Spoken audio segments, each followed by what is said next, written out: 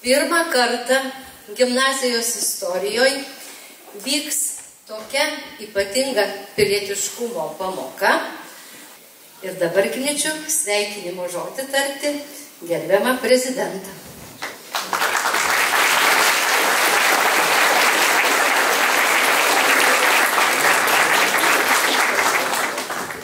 Sveiki visi, tikrai labai malonu lankytis jūsų šauniame jauname būryje. Nepaslaptis, kad pastaruoju metu ta tamsesnė valanda atėjo Ukrainoje. Ir tikrai mūsų broliai ir seserys ukrainiečiai aukoja savo gyvybės tam, kad sustabdytų tą raudonąjį marą, kuris ateina iš rytų. Netrukus švęsime savo įstojimo į ES ir NATO 20-metį. Iš tikrųjų, per šitos 20 metų Lietuva padarė neįtikėtinai daug.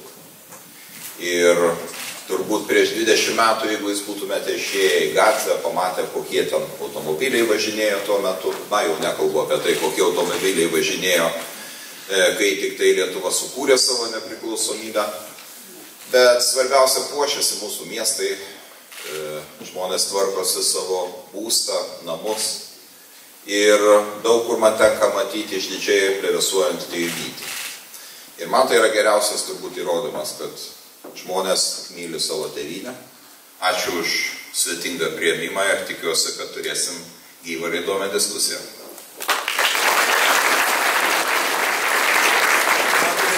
Šiek tiek žemiau nuleisti mikrofoną, bet ir tas tiktų. Gerbiami gimnazijos moksleiviai, gimnazistai, mokytojai, gerbiamas ekscelencija. Kitoje dalyje mes kalbėjome apie Anykščių kultūros sritį, apie tai, kad mes esam net 6 pagal kultūros indeksą Lietuvoje ir tuo didžiuojamės. Taip pat ir jūsų gimnazijos čia nuopelnas yra, ir moksleivių nuopelnas. Tikrai aš tikiu, kad Lietuvos ateitis yra šviesi, taiki. Labadiena, Jo ekscelencija, Lietuvos Respublikos prezidentė Gitanė Nausėda, mūsų miesto merė, mokyklos vadovai ir gerbiami svečiai. Tikiuosi, jog ši diena jums iš tikrųjų bus įsimintina, nes mes, gimnazijos kino klubo nariai, pasinaudodami moderniu ir šiuolaikiniu europiniu kino edukacijos metodu, pabandysime pravesti šiokią tokią iš tikrųjų pilietišką pamoką svarbiais klausimais ne tik mums, bet ir mūsų valstybei. Tomai, o tu kartais svajoji, pagalvoji, koks būsi po 10 ar 20 metų? Taip, Katrina, žinok, iš tikrųjų kartais mane net suima juokas, pagalvojus, koks aš būsiu 50 metų. Atrodo, taip to ir taip keista. Na, dabar aš norėčiau visus jūs pakviesti pasižiūrėti trumpą ištrauką iš Karolio Kaupinio filmo Novo Lituanija. Joje personažai taip pat galvojo apie savo valstybę, galvojo apie jos ateitį. Ačiū. Mes esame visiškai naujoviškų kelių, kurio dar niekas nėra ėjęs. Ir atsarginė Lietuva bus ta valstybė, kurios dar niekada nebuvo. Tokios valstybės dar nebuvo niekada. Iš tikrųjų, pačiam apie patį filmą pagalvojus, apie tai, kaip jisai šneka, apie tą ateitį Lietuvos, apie tai, kaip mes turime mąstyti visai kitaip. Tad kartais tai yra būtina, kad mes iš tikrųjų galėtume judėti į priekį. Kamera? Yra. Garsas? Yra. Puiku, galime pradėti veiksmą. Ir prašysime pašnekovus skirti 7 minutės, nedaugiau. Kviečiame Jo ekscelenciją, Lietuvos Respublikos prezidentą, į mūsų studiją atsakyti į šį klausimą ir nusifilmuoti šiandien kuriamam filmui.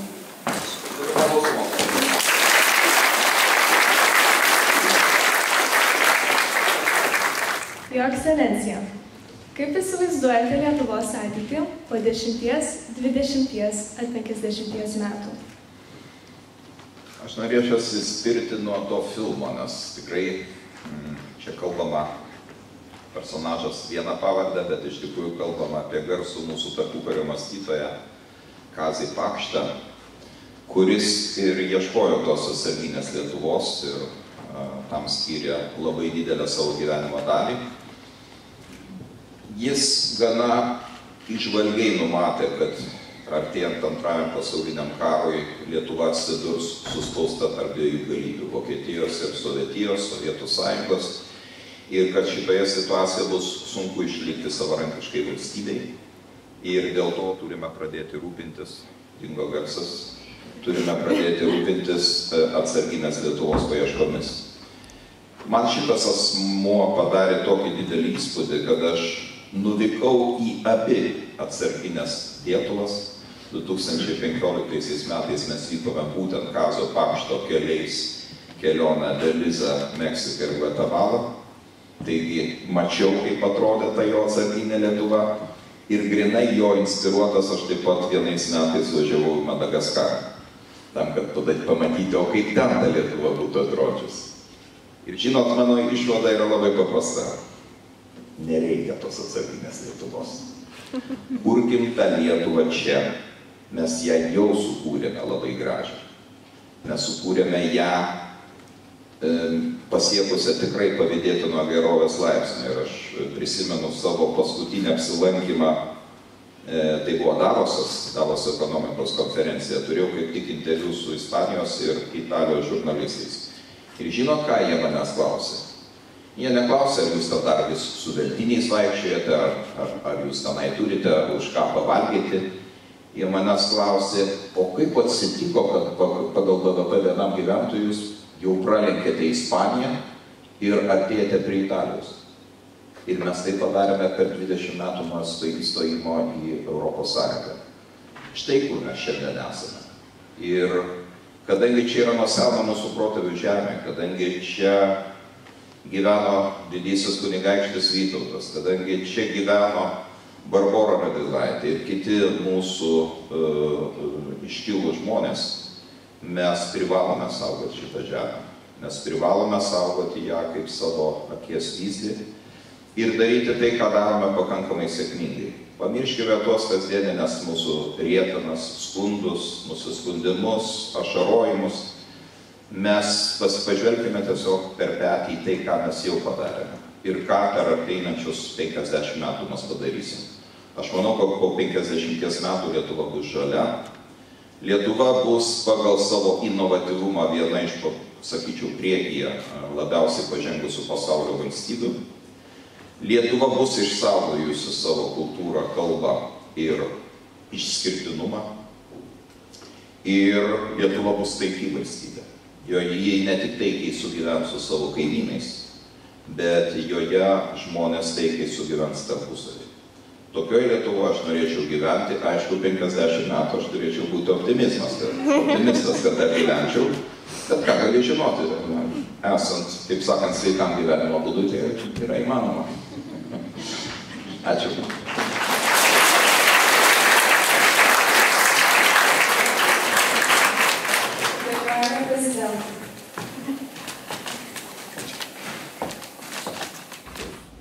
Realiai mes turime tik vieną galimybę gyventi Lietuvoje ir išlikti lietuviais.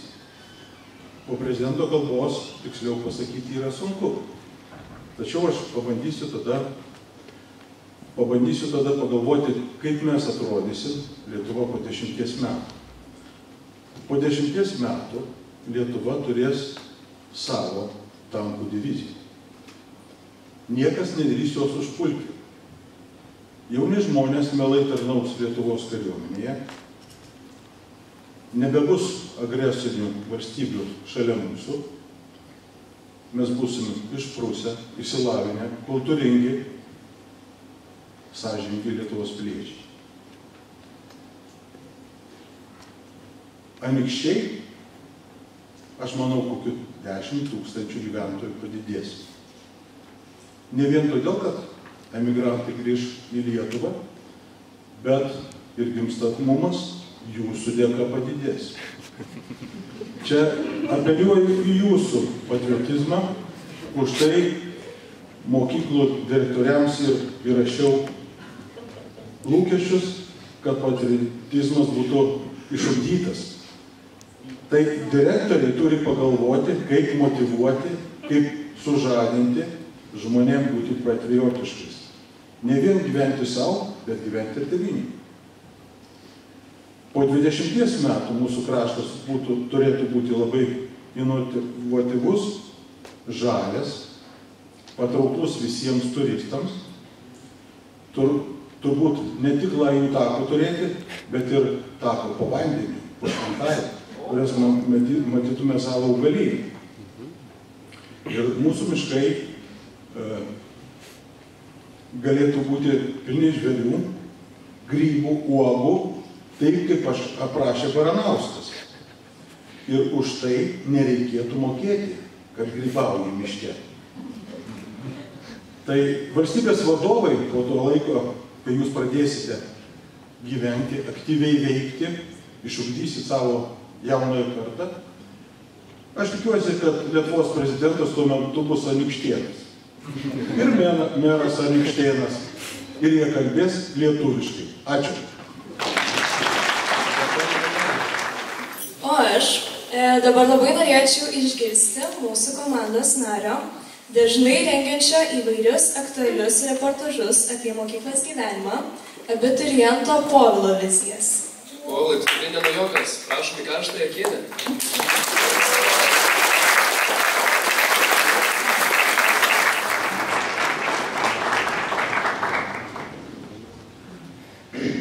Taigi, nežinau, gal dėl to, nes aš esu jaunas, bet aš esu linkęs tikėti Lietuvą.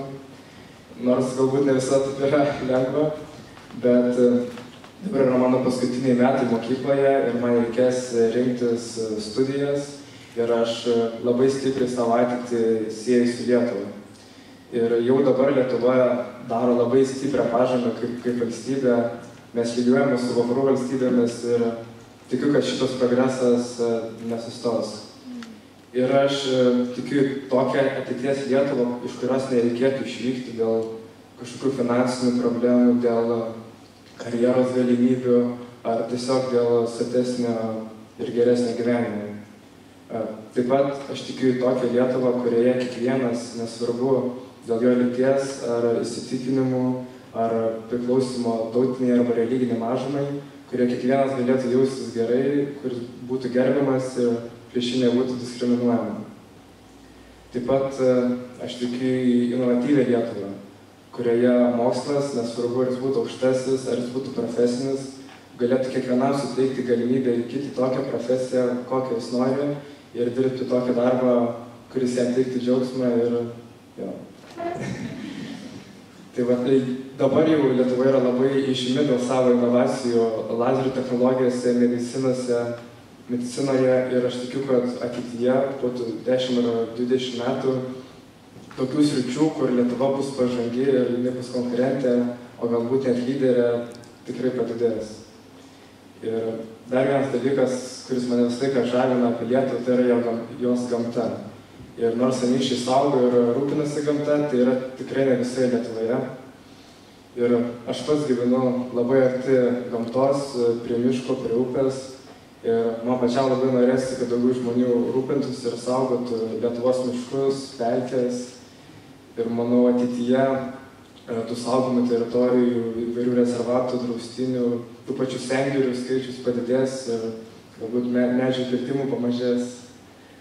Na, po 50 metų man irgi keis net pagalvoti, kas bus, galbūt mes visi kariausim su pagaliukais ir su akmenukais, arba gyvensim kokiam virtualiam pasaulyje, arba išgyvensim branduolinę žiemą. Galbūt tada Lietuva pagaliau Euroviziją laimėtų. Tai mano tokia yra Lietuvos ateities vizija. Galbūt nėra taip lengvai pasiekti, bet man norėtųsi, kad daugiau žmonių jie tikėtų ir dėl jos dirbtų.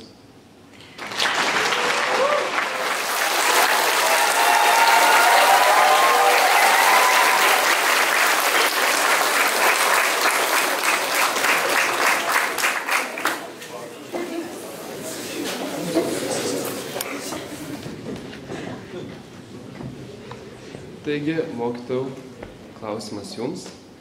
Galbūt pastebėjote sąsajas tarp filmo ištraukos ir dabartinės Lietuvos? Labadiena. Tikrai, neapsakomas geras jausmas apima, kada savo bendruomeniai, savo gimnazijoje, dalyvaujant mūsų garbiems svečiams, Jo ekscelencijai Lietuvos valstybės prezidentui, gerbiamam merui, svečiams, mokytojams, mokiniams, gali pasidalinti mintimis apie istoriją. Šiandien mes vis dažniau atsigręžiam į savo valstybės istoriją. Ir istorija mums suteikia pasitikėjimo, įkvepia, suteikia naujų jėgų.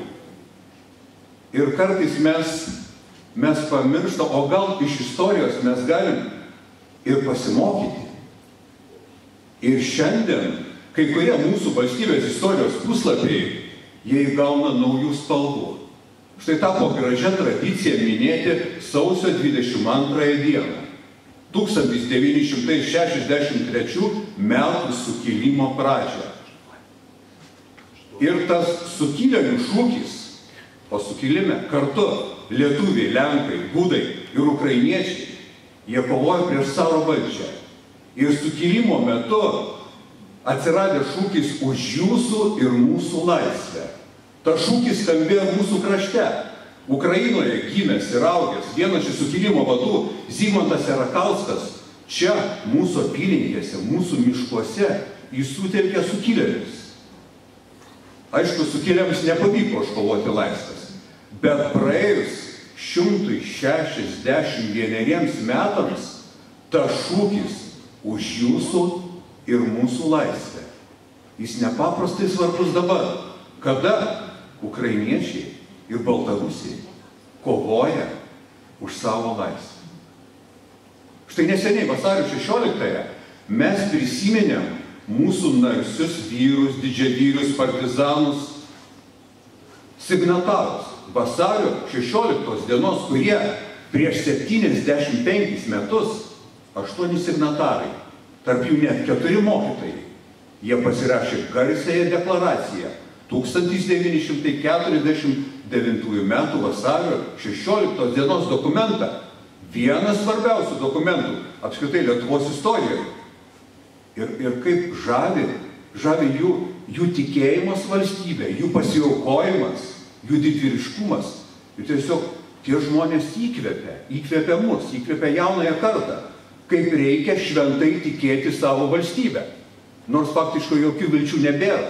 Mes likom vieni, bet tie vyrai, jie kovojo, jie tikėjo valstybę. Ir štai šitas filmas, kurį mes matėme ištrauką, mus nukelia dar į vieną mūsų valstybės istorijos laikotarpį. Tai nepriklausoma Lietuva.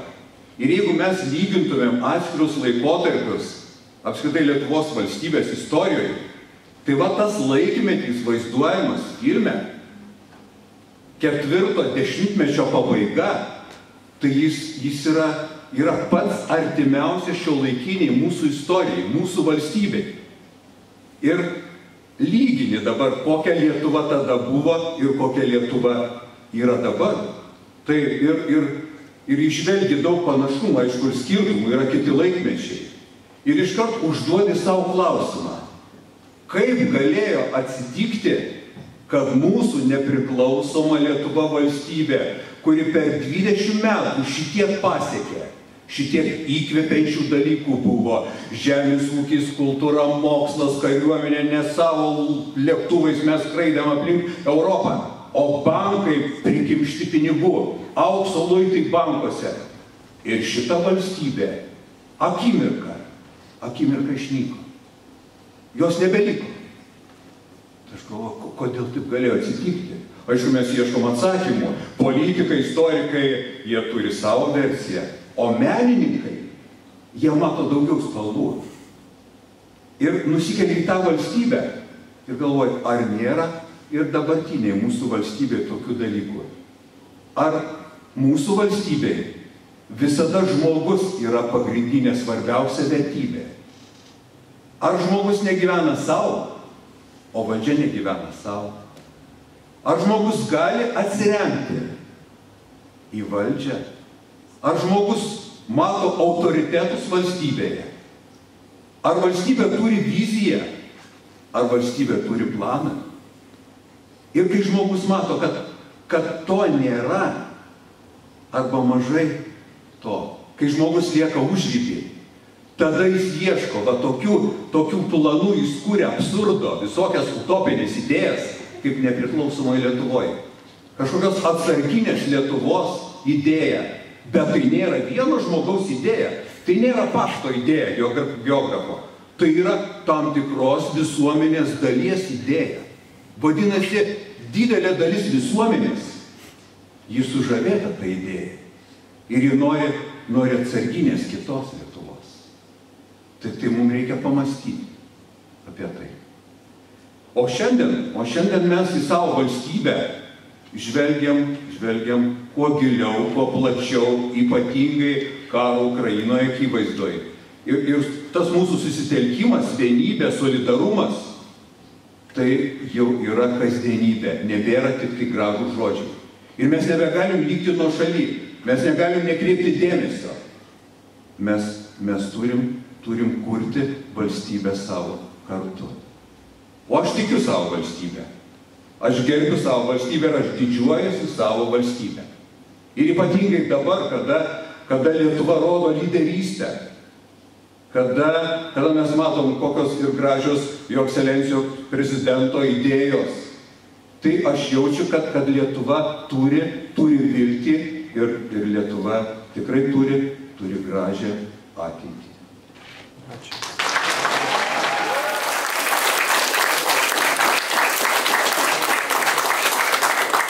Tad studija, matau, susipakavo, tai pakviesime prezidentą į sceną.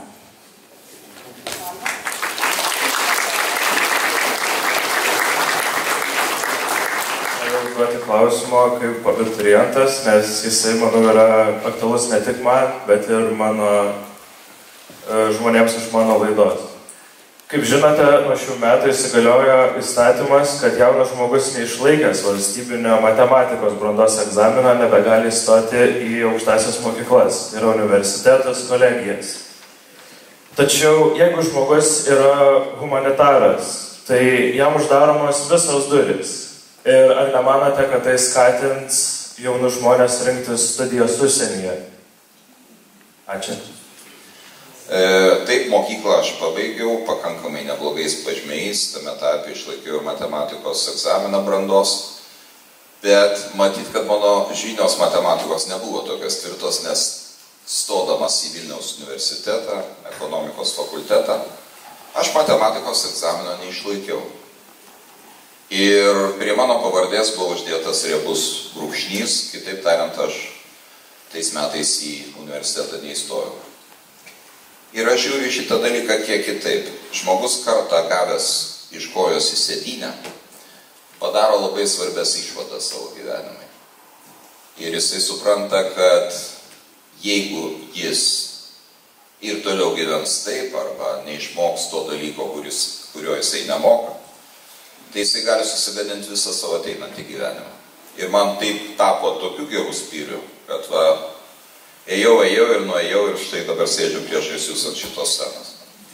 Taip kad aš manau, kad kiekvienas žmogus turi turėti teisę suklysti, ypatingai jaunas žmogus, visko atsitinka, visko gali būti, bet jis turi turėti galimybę ištaisyti savo klaidą. Paskutinį klausimą. Jo ekscelencija, kaip mūsų mokyklos prezidentas, norėčiau paklausti, koks jūs buvote mokykloje. Kokie asmenybės bruožai darėte jūs iki to, ko esate dabar, mūsų šalies prezidentais? Tikrai nebuvau kažkoks tai didžiulis pažanguolis, doruolis, buvau išdykęs, suplyšusiomis kelnėmis nuo žaidimo futbolo ir kritimo ant asfalto. Ir šiaip buvau didelis padauža. Tai matyt, kad kiekvienam žmogui reikia laikotarpio, kuomet jis išsidūksta ir tada tampa šiek tiek rimtesnis ir brandesnis. net ir sudėtingomis aplinkybėmis. Įsivaizduoju, kad tikrai priklausomai nuo mokytojo gebėjimo ir užsispyrimo, net ir dabar galima kurti tokius modelius, situacijas, kuomet pasireiškia geriausios mokinio savybės, iniciatyvumas, lyderystė, kūrybiškumas ir panašiai. Tai svarbiausia, kad kitoje pusėje būtų tikrai tas motyvuotas ir užsidegęs mokytojas, kad nestovėtų kitoje pusėje pavargęs, keikiantis gyvenimą ir nusivylęs tuo gyvenimu mokytojas. Tada nebus tos simbiozės tarp mokinio ir mokytojo ir mokykla kaip toksai dalykas, kaip šventas dalykas nesuveiks. Sakė, ir ypatingai mane įkvėpė gerbiamo mokytojo pasisakymas. Ta Lietuva privalo būti graži. Mes negalime kurti negražios Lietuvos, mums niekas neatleis už tai, ar ne? Ateities kartos mums neatleis. Jeigu mes kažkur tai kreivų kelių pasuksim, tai ženkime prieki tiesiai. Dėkojame, prezidentė.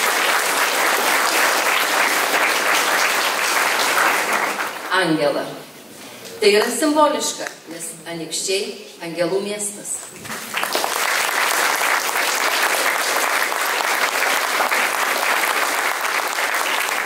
O aš savo raštu noriu padovanoti jums, na kaip jūs manote, kas čia viduj?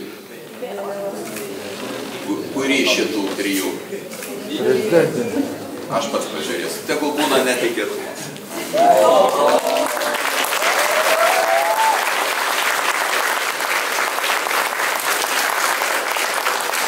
Vieną dalyką galiu pasakyti. Mokiniai pas jūs smalsus, nes pakilo iš galinių vietų žmonės, kad pamatytų, kas čia yra.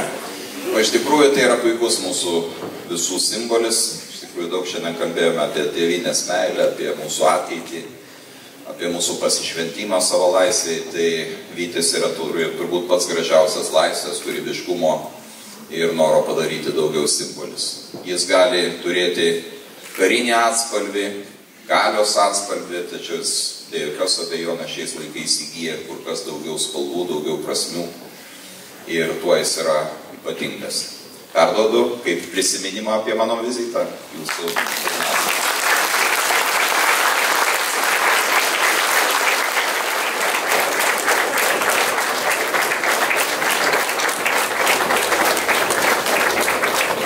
Karo metais mokykla išaugo į gimnaziją. Tai aš jau noriu parodyti du originalius eksponatus, labai brangius mūsų istorijai, kurie liudija gimnazistų pasirinkimą. Va čia yra gimnazistų laiškai. Jūs turbūt žinote, kada Plechavičius kūrė savanorių kariuomenę, kaip dar vokiečių okupacijos laikotarpiu, tai va tie plekaučiukai vadinamieji, jie stojo savanoriais ir ta pirmoji laida, visi berniukai metė mokslus, jie atestatai buvo anksčiau užduoti ir jie stojo savanoriais į Plechavičiaus kariuomenę. Ir dar vienas eksponatas nepaprastas, tai čia yra trispalvė, yra originali. 1950 metais abiturientai šimtadienio išvakarėse jie sugalvojo paminėti va taip Lietuvos nepriklausomą valstybę ir jie slapta naktį pasiūlo bent porą šimtų vėliavėlių ir jie naktį tas vėliavėlės medžių. Nu taip, aš jau 30 metų šitoje mokykloje, tai kaip atėjau, tai pradėjau rinkti medžiagą. Tai kur čia Krikštynos gimnazistų ir tai su Biliūnu mūsų visos mokyklos gyvena. Labai aktyviai jūsų gimnazistų bendruomenė, labai žingėjus, mokslus, aktyvus, gerimus.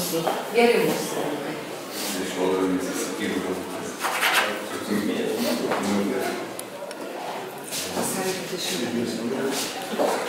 Jo, kažkaip man įsiminė šitą dieną. Diena per 4 metus. O suolai iškeliant? Taip, čia yra iš pokario metų. Va šitie du tikrai, o šitas truputį jau vėlesnės pokalbio. Tai tokiam, bet mes ir kažkur tokiam dar sėdėjom mokyklai.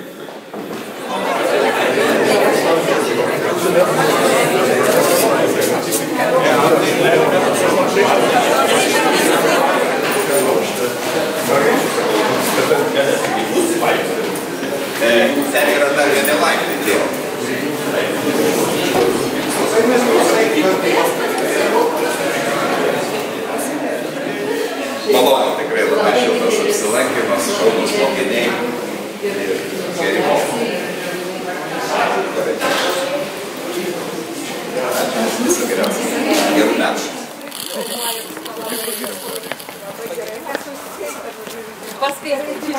Ačiū.